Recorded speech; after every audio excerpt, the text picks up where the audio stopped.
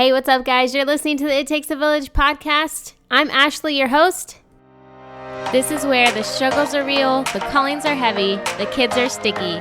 We come together because it takes a village, and this is your tribe.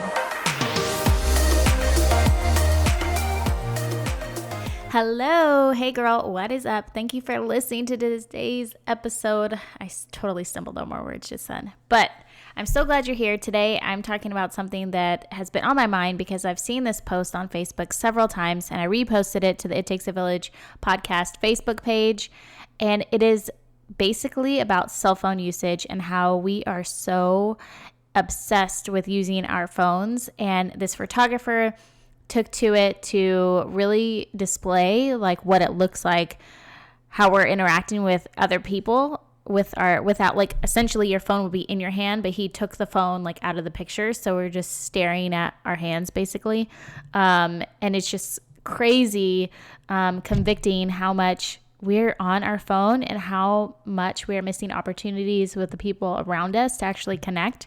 So today, I am doing an episode called Cell Phone Hypocrite because that is sometimes what I feel like when I talk about or think about this. So let's get to it.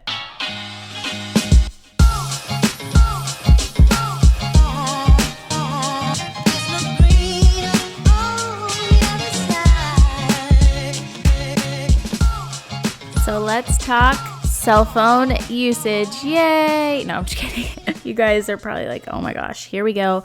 No, this episode is totally not about you feeling guilty because I'm in this boat with you guys. This is something that I struggle with constantly, and I'm always trying to think of how I can change it, how I can change my lifestyle. And it's also a big guilt trip for me, especially, and maybe all moms in general, because we are around our kiddos.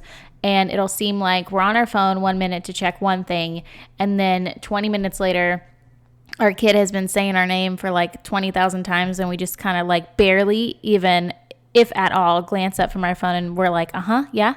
And we don't even like make eye contact with our child. We don't even look up. And then 20 minutes later, we're like, oh crap, I'm still on this thing. And you're in this like black hole of Facebook. You're on your friend's brother's, sister's, cousin's page who you barely even met 2 years ago at a summer pool party. I don't even know. I just made that up. But you know what I mean? You just get lost in like this scrolling habit. And then before you know it, it's like an hour later and you're like, man, I didn't get anything done. I've been standing here looking at my phone. And so, yeah, today I wanted to talk about that. I think for me, the biggest conviction is our kids see what we do so much. And you guys all know it. It's this cheesy saying that we've heard thousands of times, but it's completely true. And if you don't know it's true, then I don't know, maybe that's another episode.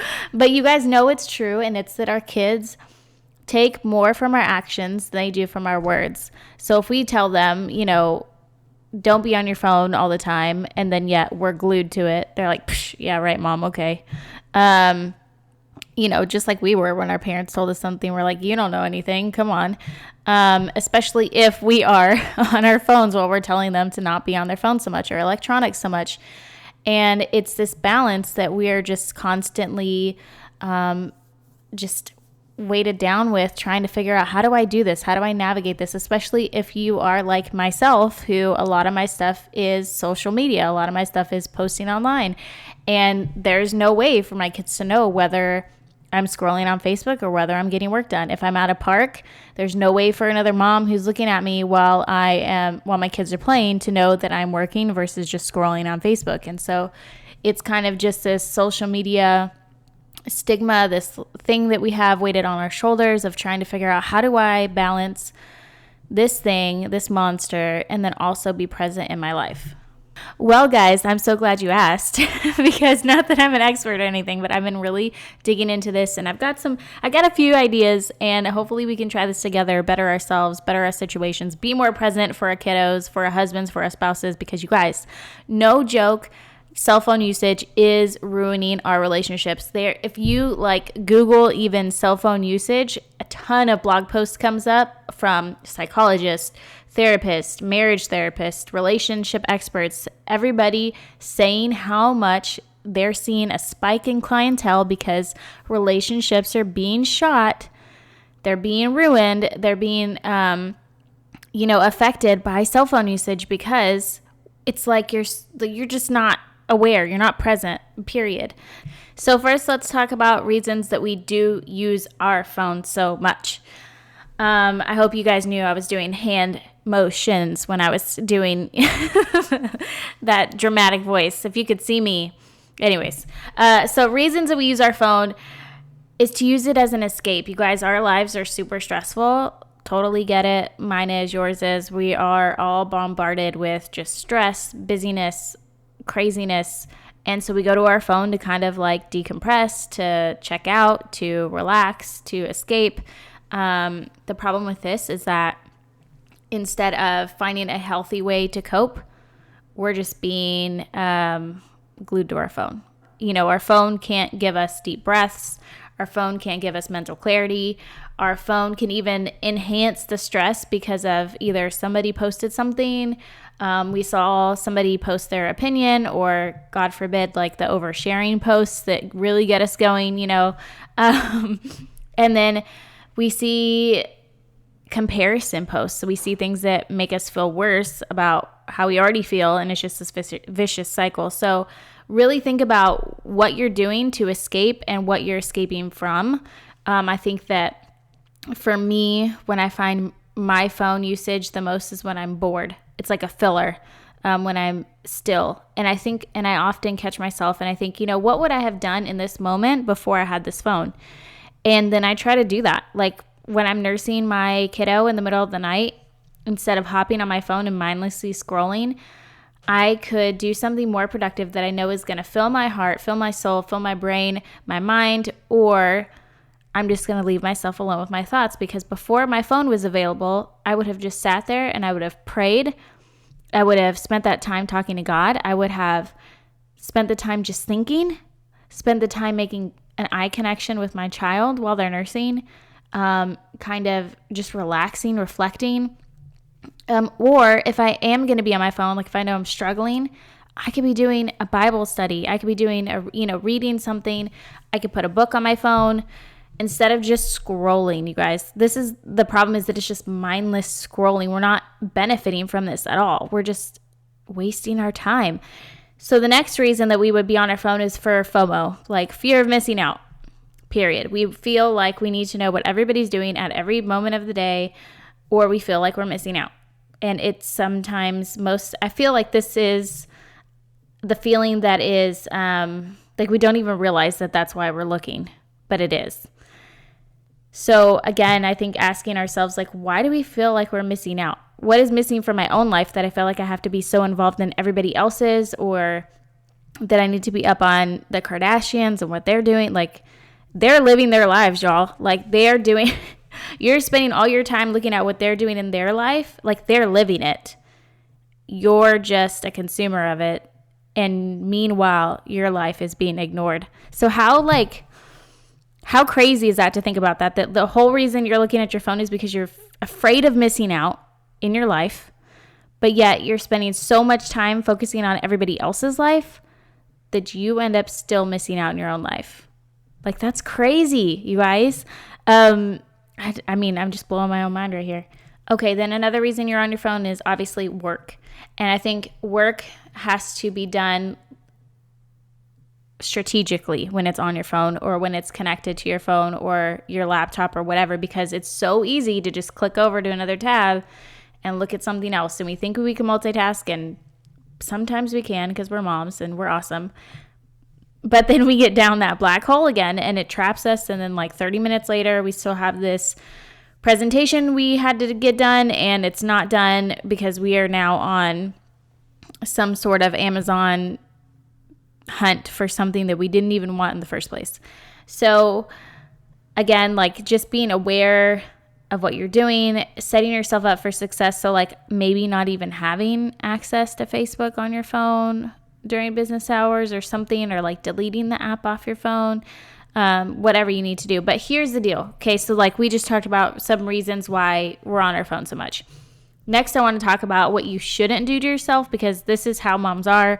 We are hard on ourselves, guys. Like, we give ourselves this bar, this standard that we would not give to another mom, and we expect it from ourselves. And that's insane. But hear me out. Okay, so here we are feeling guilty about using our cell phones. We're thinking about why we're on our cell phone so much. But here's what I don't want you to do. I don't want you to come away from this episode and be pissed off at yourself. Like, I don't want you to be angry and think, oh my gosh, like, I'm such a bad mom. I can't believe it. Now I'm thinking about all this phone time that I've been on my phone. I feel guilty. I'm going to delete the apps. Now I'm going to promise not to go onto social media for 30 days. I'm going to tell all my friends. I'm going to sign off on Facebook. I'm going to go on a 30-day social media detox. And then as soon as you're back on, it's just like a diet, you guys. Like when you go hardcore and you're like, oh my gosh, I cannot believe, like one day you just decide, you get on the scale and you're like appalled at what the scale says. And you're, you've been eating ice cream and chips and you're having unhealthy snacks and you're not exercising. And then all of a sudden you decide just one day, because you're mad at what the scale says, that you're going to go balls to the wall and you're going to go on a fast for like a week, and you're going to go gluten-free and you're not going to have any sweets, and it all starts tomorrow and you're going to do it for 30 days. And then what happens when you're done? Like, it's this spiral that as soon as you're done, you're like, oh my gosh, all the donuts and all the sugar. Like we can't maintain that kind of lifestyle, and we should have learned that from diets, for example, and dieting, because it doesn't work that way. We can't change our habits overnight, because that's what it's turned into. Our phone usage has turned into a habit. Literally there's situations where I feel like I am missing I'm without a piece of me because I don't have my phone in my hand, or I can't do like the scroll thing, or, it's just in certain situations to where like it just comes naturally now to do that. And so you've created a habit that when you're at a stoplight, you check your phone, or that when you're nursing your child in the middle of the night, you check your phone. You've created a habit because after you've done it so many times, your body it's like muscle memory and you're just reaching for it. But you can't change your habits overnight. It's impossible. And if you try to do it, it's just like a diet. You're going to yo-yo back and forth, and you're going to be unsuccessful, and then you're going to feel guilty, and then you're going to try it again. And then, it's like this cycle that we don't want to be in. And we also want to, better ourselves for our minds, because there's so much online that can bring us down. And we already, I feel like, give ourselves so much guilt, and we have so much pressure. And it's just getting to an unhealthy point in our, like I said at the beginning of this episode, not only does it affect us mentally, emotionally, but it's also affecting our relationships with the people around us, including our kiddos, guys. And like, this is the one that gets on my heart the most, because I do not want my kids to be on their phones constantly. I see kids that are on their electronics all the time, or it's like, every child is on a piece of electronics sitting next to each other, and it's completely silent because they're all just like sucked into their screens. And it just makes my heart break. Also, whenever I'm driving, I think about how when my kid, who's not a teen yet, but when they are a teenager, how I'm not going to want them to drive because it's going to be terrifying for me, and I'm going to want to protect them. But yet I'll catch myself being on my phone while I'm driving. So how can I, when they're about to drive, expect them to listen to me, expect them to drive safely and not be on their phones when since day one they've seen their mom? Think about it. Like, it takes they don't drive until they're 16 years old. So that's 16 years of them watching you be on your phone every day in the car. I mean, can you imagine like you trying to tell them, hey, don't be on your phone when you drive? I mean, that's like impossible for them to really take that and listen to you, because for 16 years, they've literally watched you do the opposite. So that is what really convicts me. That's what I always think back to. And that's what keeps me really mindful about cell phone usage, is that visualization, that scenario, because that to me is really important. And I have 3 kiddos who will eventually drive, and I do not want that to happen. So anyways, how do we get over our cell phone hypocrisy? I am so glad you asked, because we're going to try to figure this out together, you guys. Remember, the first one is, remember, our kids take in our actions more than our words. Like I said, they see you, they're going to model you, they're going to do it. They're going to know how much screens and phones value you, because that's what they're going to see it as. They're going to see it as valuable because you're choosing it over something else. and they're going to model that. They're going to copy it. It's just like there's no way around it. So I think that is one thing that we can be mindful about. Again, changing your habits instead of quitting will make it so much easier, you guys. So being mindful, setting up spaces, like just knowing, hey, dinner time is a no phone time. Also knowing like, hey, between the hours of 3 and 5, I'm not going to be on my phone. I'm going to plug it in. So this is the trick, you guys, is plugging it into a place that is not accessible to you. So like if you're cooking dinner in the kitchen, plug your phone in somewhere nearby, but that it's inconvenient to constantly go over there and walk and check because you're busy making dinner. If it's right within arm's reach, then like that's a no-go. Like you're going to reach for it. It's just out of habit. So plug it in, because then it feels more like it can't walk away from the wall that way, and it's more inconvenient to you. And if it makes you feel better, take it off of vibrate. So, I guarantee your phone's not blowing up, but we act like it is constantly. Like we carry our phone from room to room. Like if any minute we're going to miss somebody's like emergency text message, or like maybe Kim Kardashian's going to call our phone and we just need to have it on us at all times. That's not going to happen. So I always think about that too. I'm like, why am I carrying this phone from room to room? And then I'll just throw it. So then I'll throw it on the bed and walk away and continue on. And then I've realized 2 hours later, I didn't have my phone. And guess what? I didn't miss a dang thing. So instead of trying to quit completely and trying to just upend your life the way that you've been doing things, just make small little changes. In the car, I use my map, but I keep my phone in the cup holder. So if it ends up in my lap, I end up scrolling more at the stoplight and yada yada. And so either I will put it in the cup holder or I will set it in the seat next to me, because it is really inconvenient. And then also I'm aware that, hey, like my kids are deliberately seeing me go out of my way to reach for my phone in the passenger seat and then bring it all the way over to me to look at it. So it just kind of, that action makes me aware of my arm having to reach out, versus if it's in my lap, they can't see me. It's also less of a movement for me to have to grab my phone. So just things like that we can think about, of how small changes in where we use our phone the most, where we use our phone at home, things that we can just set up and be aware of. So that would be my challenge to you guys, is to just think about where you use your phone at, when you're on it the most, and then come up with ways to kind of work around that. And then it's okay. I think that, just be aware.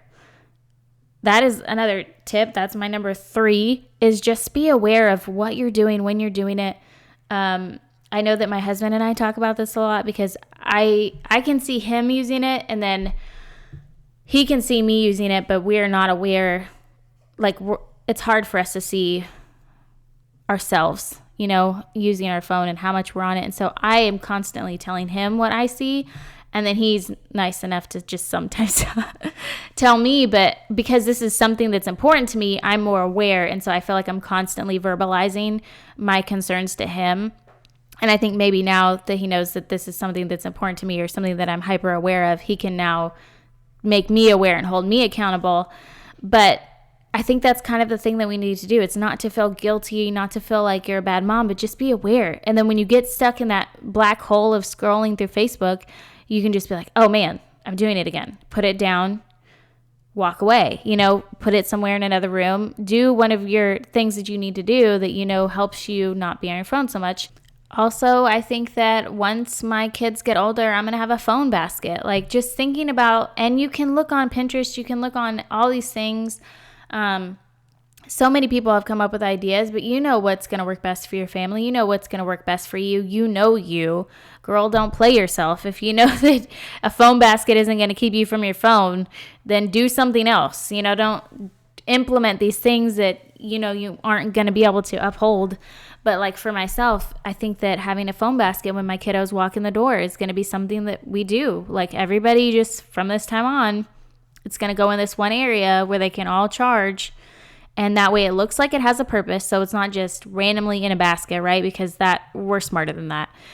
But if it's charging, then mentally we're like, oh, my phone's charging. Like I'm going to let it charge because I want a full battery, and you think it's benefiting you for it to be in that position, in that place versus just randomly in a basket because you can't use it is what you're going to see that as.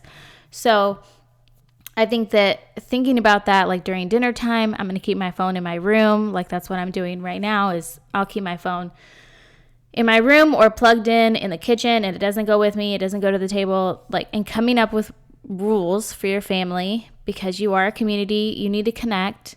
We don't do screen time after school. That's just something in our house that we don't do. And we don't bend on those rules because when you do it one time, your kids know that, oh, mom's flexible on this. We can ask her every day until she breaks, right? So like I just don't break unless it's a special occasion, unless they've done something awesome, they've really earned it. And I mean, like they have to really earn it, y'all, because otherwise you're going to be breaking that no screen time rule constantly. And then it's going to become a habit. And then you're going to realize, holy crap, it's like January and I totally forgot we don't do screen time after school. And here we are, we've been watching TV every single day. So I think just being aware, coming up with strategies for your family. I think another aspect personally that I want to tackle is nighttime because, oh my gosh, you guys, it'll be like 10 o'clock when we decide to turn out the lights. I'm like, I've been sitting next to my husband for the past 2 hours and I didn't even say one word to him because we're both on either, he's working on his laptop and I'm scrolling on my phone, or we're both scrolling on our phone, or he's doing fantasy football and I'm, scrolling on my laptop or whatever. And we didn't say one stinking word to each other and the lights are about to go out and I don't want to connect. This affects your intimacy. Like if you haven't connected in the evening, like he's still ready to go. He doesn't care. He throws his phone down. It's like, come here, but we need connection. We need to feel like we're not just being attacked at bedtime after we didn't talk for 2 hours. So I think that's another thing that I really want to work on is coming up with a strategy for like nighttime and how my husband and I can be less on our phones and be more present with each other. And then still able to get work done or still able to get a few things done before we, go to bed because we honestly have things that we need to get done.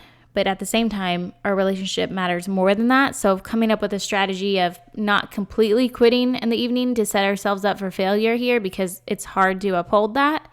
But finding a balance of, okay, the first 30 minutes, we'll get as much work done, no TV so we can focus on our work. And then after that, we'll put our screens away. And, something like that. The fourth thing I want to say is don't guilt trip yourself too much. Like I said, you guys, we already have enough stuff waiting on our shoulders. This episode was not meant to guilt trip you, but just to bring awareness because it's something that I know we all struggle with.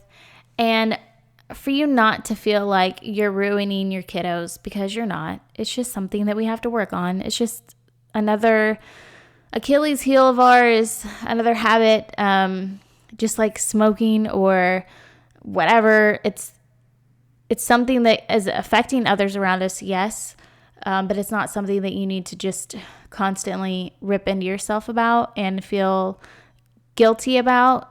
It's just more of being aware of what you're doing and then making small little changes. If you really want to bring awareness, there's like a ton of apps that you can put on your phone and your laptop. I know Facebook, or no, actually, I think our phones already do it where every like Sunday it tells you how much you've been on your phone. Do not ignore that because I do. I totally don't even want to know. But if you look at it, I think that mentally makes you aware of, wow, these minutes are adding up. I cannot believe I was on my phone for 7 hours in just 3 days or, something crazy. But it helps you be aware of how much you're using your phone, even if we want to ignore it. But it's good to look and be aware. So here's the deal, guys. We are busy people. We are super busy. We have little time, and what time we have left is really important.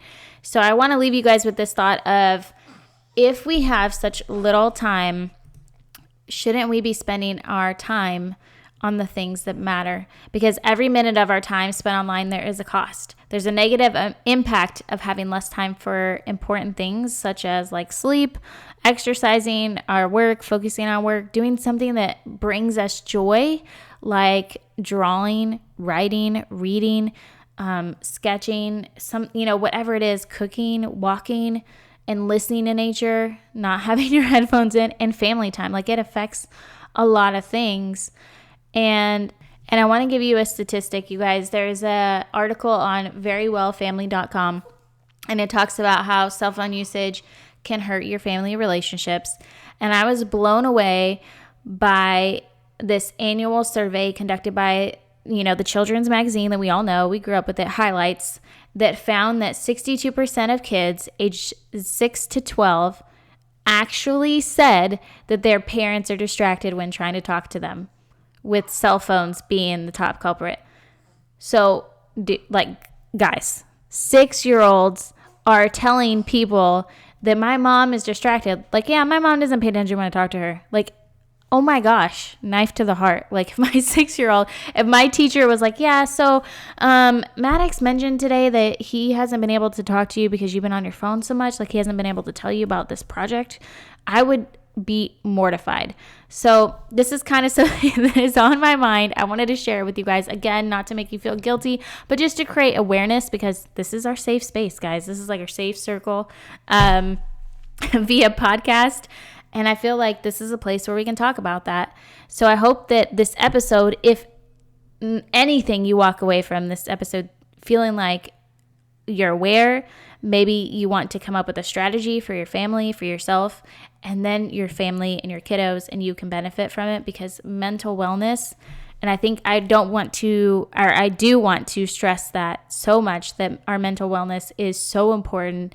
It's so crucial, especially if after having a baby, if you have little time, you're trying to balance several kiddos, activities like motherhood, you're balancing being a wife, a mom, a daughter, a caretaker, a taxi driver, and social media on top of it, you guys know, puts a lot of pressure, a lot of comparison on ourselves. So, like I said, this is not an episode to aim guilt at you. I'm in the same boat. I feel the same way. I feel convicted in all the similar ways as you guys do when it comes to cell phone usage. And honestly, I don't want to be a cell phone hypocrite. I don't want to tell my kids one thing and then do another. So let this be known that this is our safe place. Hop over to my Instagram account, and I want to see what you guys have come up with, like strategy-wise, of what are you going to do moving forward to help cell phone usage in your home, help building relationships over being on your phone or scrolling on your phone. Hop over to my Instagram account at @theashcarol and comment on the photo for today, and let me know what you guys are doing, what your guys' ideas are, how you feel about this episode and using cell phones within your family, how it's affecting your relationships. If you're not on Instagram, make sure you're in the It Takes a Village Facebook tribe.